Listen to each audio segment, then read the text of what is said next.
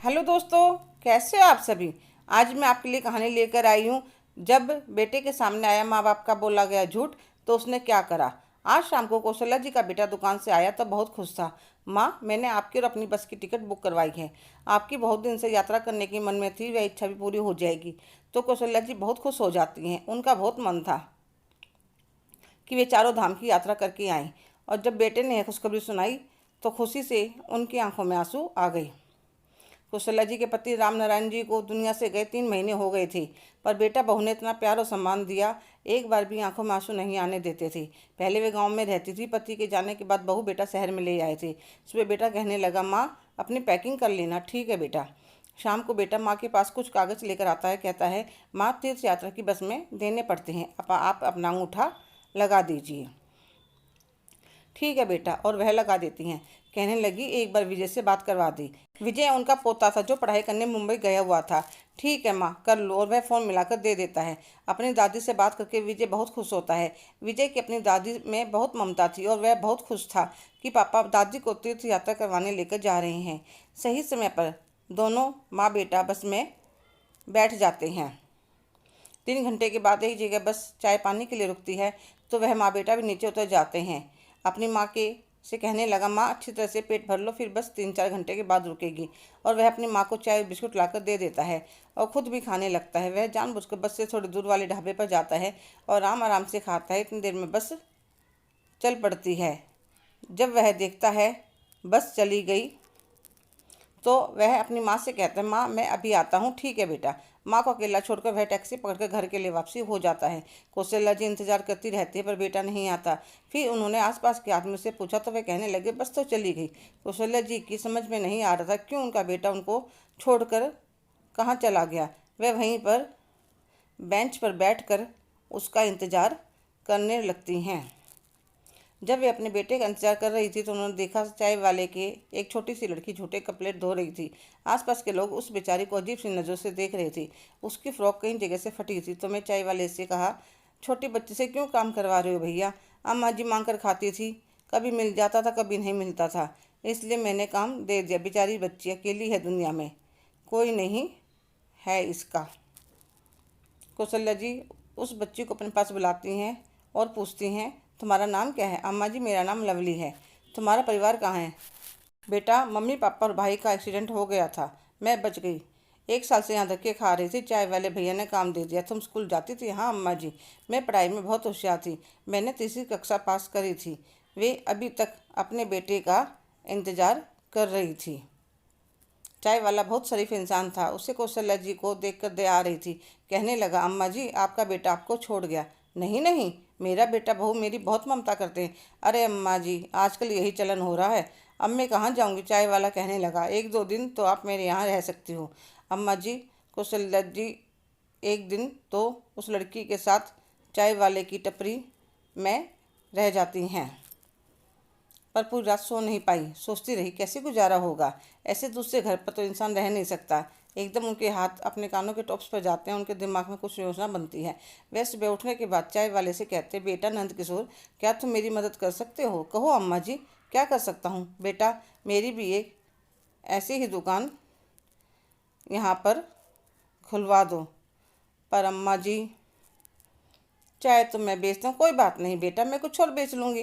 पर अम्मा जी इसमें पैसे लगेंगे। तो वे अपने टॉप से उसके हाथ पर रख देते, बेटा इन्हें बेचकर सामान का इंतजाम कर दे, भगवान तेरा भला करेगा। वह बहुत भला आदमी था। उसने अम्मा जी के लिए एक दुकान तैयार करवा कर सारा सामान ला दिया। वह कहने लगी, बेटा अगर तुम बुरा ना लगे तो मैं लवली को अपने पास रख लूँ। हाँ अम्मा जी, कोई बात नहीं, मैं किसी और को रख लूँगा। अम्मा जी दही और पराठे बेचने लगी। वे सारी वैरायटी के पराठे बनाती थी, आलू गोभी पनीर मूली प्याज। उनकी दुकान चलने लगी। पराठों के साथ देने के लिए अचार भी खुद बनाती थी। ग्राहक कहने लगे, अम्मा जी अचार बेचने के लिए भी बना लो, हमें बहुत स्वाद लगता है। तो अम्मा जी ने अपनी सहायता के लिए एक महिला को रख लिया। वह अचार और बेसन के लड्डू भी बनाने लगी। धीरे धीरे उनका काम चल निकला। उन्होंने लवली को भी स्कूल में भेजना शुरू कर दिया। लवली दुकान पर काम करवाने की कोशिश करती, पर अम्मा जी उस पर गुस्सा हो जाते। तुम अपनी पढ़ाई पर ध्यान करो। ऐसे ही सालों साल बीत गए। अम्मा जी ने घर का मकान ले लिया, दुकान भी बड़ी कर ली और कहीं जरूरतमंद महिलाओं को अपने साथ काम पर लगा लिया। उधर जब बेटा माँ को छोड़कर वापस गया तो पति पत्नी बहुत खुश थे। उन्होंने गाँव के मकान, खेत, बाग सब बेचकर एक बहुत बड़ा बंगला ले लिया और बेटे को कह दिया तुम्हारी दादी हरिद्वार में रहती है, हमने वहाँ पर उसके लिए एक मकान लेकर दे दिया है, मिलने जाते रहते हैं। दोनों पत्नी पत्नी अपनी होशियारी पे बहुत खुश थे। उन्होंने 3 महीने में अपनी माँ को कितनी सेवा करी, अड़ोस पड़ोस में कोई शक भी नहीं कर सकता कि ये अपनी माँ के साथ ऐसा कुछ कर सकते हैं। कुछ साल बाद वे विजय को कह देते हैं तुम्हारी दादी चल बसी, तुम्हें इसलिए नहीं बताया था, तुम्हारे फाइनल पेपर चल रहे थे। समय अपनी गति से चल रहा था और विजय भी उसी जगह जहाँ उसके पापा उसकी दादी को छोड़कर आए थे, एक बहुत बड़ी कंपनी में नौकरी लग गई। उसी कंपनी में लवली इंटर्नशिप के लिए आने लगी। दोनों का आपस में मेलजोल बढ़ने से बातें भी होने लगी। अपना टिफ़िन भी विजय के साथ शेयर करने लगी। एक दिन विजय पूछने लगा, लवली तुम्हारे परिवार में कौन कौन है? तो उसकी आंखों में आंसू आ जाते हैं। जब मैं बहुत छोटी थी, एक्सीडेंट में मेरे मम्मी पापा, छोटा भाई सब चल बसे और मैं एक दुकान पर चाय के कप प्लेट धोती थी। फिर मेरी ज़िंदगी में अम्मा जी आई। कहने को तो मैं उन्हें अम्मा जी कहती हूँ, पर मेरे लिए वह किसी भगवान से कम नहीं है। उन्होंने ही मुझे पढ़ा लिखा कर आज इस लायक बनाया है। और उन अम्मा जी का परिवार उन्हें वहाँ पर उनका बेटा झूठ बोलकर छोड़ गया था, फिर भी उन्होंने हिम्मत नहीं हारी, मुझे काबिल बनाया। साथ में आज कितने ही महिलाओं का घर अम्मा जी के साथ जुड़ने से चल रहा है। तो विजय कहने लगा, मेरी भी दादी थी पर अब वह दुनिया में नहीं है। मैं उन्हें बहुत प्यार करता था। धीरे धीरे दोनों एक दूसरे को पसंद करने लगे। वैसे तो लवली दोनों टाइम का खाना अपना और अम्मा जी का घर पर बनाती थी, पर आज पता नहीं लवली का क्या मन करा कि वे अम्मा से अपने लिए और विजय के लिए परांठे पैक करवा कर ले आई। जब लंच में विजय ने परांठे खाए तो उसकी आंखें गीली हो गई। तो लवली कहने लगी, क्या हुआ सर, आपको ज़्यादा तीखा लग रहा है क्या? नहीं लवली, मेरी दादी बिल्कुल ऐसे ही परांठे बनाती थी। जब मैं गाँव जाता था तो हर रोज़ परांठे ही खाता था। अब तो मैं भी तुम्हारी अम्मा जी से मिलना चाहूँगा। तो ठीक है सर, कल छुट्टी का दिन है, आप कल सुबह का नाश्ता अम्मा जी के साथ करेंगे उनके ढाबे पर। विजय अगले दिन सुबह 8 बजे पहुंच जाता है। जब तक लवली नहीं आई थी वह अम्मा जी को देखता है तो एक बार चौंक जाता है। नहीं, ऐसा कैसे हो सकता है, दादी तो दुनिया में है ही नहीं। जब वह उनके हाथ पर ओम लिखा हुआ देखता है तो उसे यकीन हो जाता है कि यह उसकी दादी ही है। वह काउंटर के पास जाकर खड़ा हो जाता है। अम्मा जी कहती हैं, कौन सा पराठा खाओगे बेटा? आलू का खाऊंगा दादी। वहाँ पर सब उन्हें अम्मा जी ही कहकर बोलते थे। दादी आज किसी ने पहली बार बोला था तो वे नज़र उठाकर उसकी तरफ ध्यान से देखने लगी। क्या हुआ दादी, अपने विजय को पहचाना नहीं? तुम मेरे विजय हो? हाँ दादी, मैं आपका विजय हूँ, आपका लाडेसर। अम्मा जी जल्दी से बाहर निकल कर आती हैं, उसको गले लगा लेती हैं। कैसा है मेरा बच्चा, कितना बड़ा हो गया? और उनकी आंखों से आंसू झरझर बहने लगते। दादी, मम्मी पापा ने मुझसे झूठ कहा कि आप अब दुनिया में नहीं हो। अब उन्हें मेरे सवालों का जवाब देना ही होगा। नहीं मेरा बच्चा, तुम उनसे कुछ नहीं कहोगे, वह तुम्हारे मम्मी पापा हैं। इतने में लवली आ जाती है। अरे सर, आ गए आप? लवली है मेरी दादी है। मेरे मम्मी पापा ने मुझसे झूठ बोला था, मैं उनसे कभी बात नहीं करूँगा। ऐसा नहीं कहते मेरे बच्चे, तो आपको मेरी एक बात माननी पड़ेगी। आज से आप मेरे साथ रहेंगे। नहीं विजय, मैं लवली को अकेला नहीं छोड़ सकती। मैंने कब कहा कि आप उसे अकेला छोड़ दो? तुम्हारी शादी हो गई? मुझे नहीं, अभी नहीं दादी। लवली की तरफ देखकर कहता है, बस सोच रहा हूँ अब कर लूँ। तो लवली भी शर्मा जाती है। अपने पोते और बहू के साथ तो रहोगे। एक हफ्ते के अंदर वह लवली से मंदिर में शादी कर लेता है। कौशल्या जी अपनी महिला साथियों को सब कुछ सौंप कर अपने पोते के साथ रहने के लिए आ जाती हैं।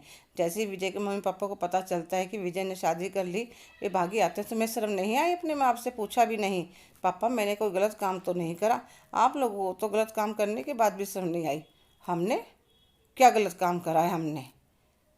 मम्मी, आप तो चुप ही रहो। विजय का पापा उसके ऊपर एकदम तेज चिल्लाता है, अपनी माँ से कैसे बात कर रहा है, जिसने तुझे 9 महीने कोख में रखा, इतना दर्द सहकर जन्म दिया, इतनी मेहनत से पाल पोस कर आज काबिल बनाया। पापा, सबकी मम्मी ही मेहनत करती हैं, आपकी मम्मी ने नहीं करी थी आपके साथ? तो मैंने क्या कमी छोड़ी थी अपनी माँ को? अच्छा पापा। वह अंदर से दादी का हाथ पकड़कर ले आता है। कौशल्या जी को देखकर बेटे बहू के होश उड़ जाते हैं। आपने तो कहा था मेरी दादी दुनिया में नहीं है, तो फिर कहाँ से आ गई? दोनों पति पत्नी के उनके पैरों में गिर जाते। माँ, हमें माफ़ कर दीजिए, लालच ने हमें अंधा बना दिया। तो कौशल्या जी कहते, बेटा मुझे तुमसे कोई शिकायत नहीं है, मेरे पास एक पोता तो पहले ही था, अब बहू भी मिल गई, अब मुझे किसी से कोई शिकायत नहीं है। दोनों पति पत्नी सिर झुकाकर वापस अपने घर आ जाते हैं, क्योंकि अब वह अपने बेटा बहू का सामना नहीं कर सकते थे। हेलो दोस्तों, कैसे हो आप सभी? आज की कहानी आपको कैसी लगी? कमेंट करके ज़रूर बताइएगा। अगर आप मेरे चैनल पर नए हैं तो प्लीज़ लाइक, शेयर, सब्सक्राइब करना ना भूलें। धन्यवाद।